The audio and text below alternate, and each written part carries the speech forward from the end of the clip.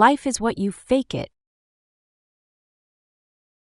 Gypsy Rose Blanchard's life is a web of deception that began long before she had the ability to make her own choices. Under her mother Dee Dee's influence, Gypsy faked cancer, requiring a wheelchair and countless other medical conditions.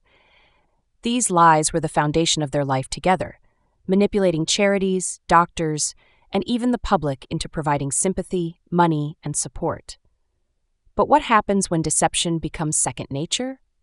When a person learns early on that the truth is a luxury they cannot afford. When in doubt, tell the truth.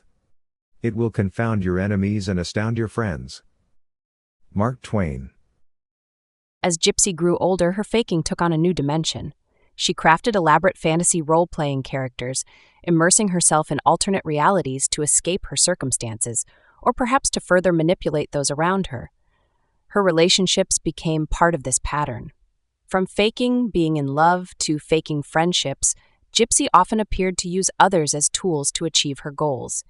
This included her infamous fake pregnancy with Nicholas Gaudijon, a ploy to keep his attention and possibly to solidify their dangerous bond. The internet became Gypsy's stage for deception. She posted fake messages on Facebook, pretending to be her mother or even Nicholas, crafting narratives to manipulate others or cover her tracks. One chilling example is the fake story of being chained to a bed, a claim designed to elicit sympathy and paint herself as an even greater victim. While she certainly endured abuse, this particular tale seemed exaggerated, aimed at justifying her actions in her mother's murder. Here's one example of why I don't believe the story of being chained to the bed.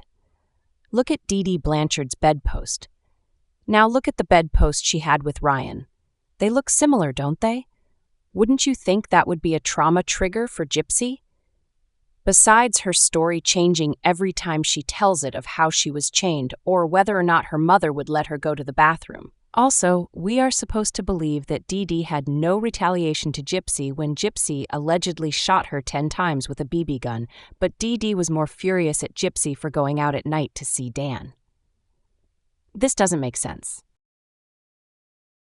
If you tell the truth, you don't have to remember anything. Mark Twain.